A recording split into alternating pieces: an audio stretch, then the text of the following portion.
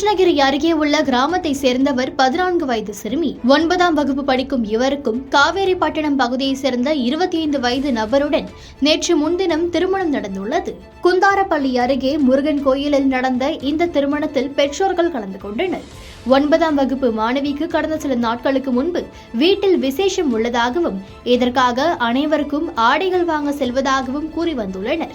இதை அறிந்து சந்தேகமடைந்த ஆசிரியர்கள் இது தொடர்பாக விசாரணை மேற்கொண்டுள்ளனர். இந்த நிலையில் இன்று பள்ளிக்கு மாணவி வந்துள்ளார். அவரது கழுத்தில் தாலி கயிறு இருந்தது.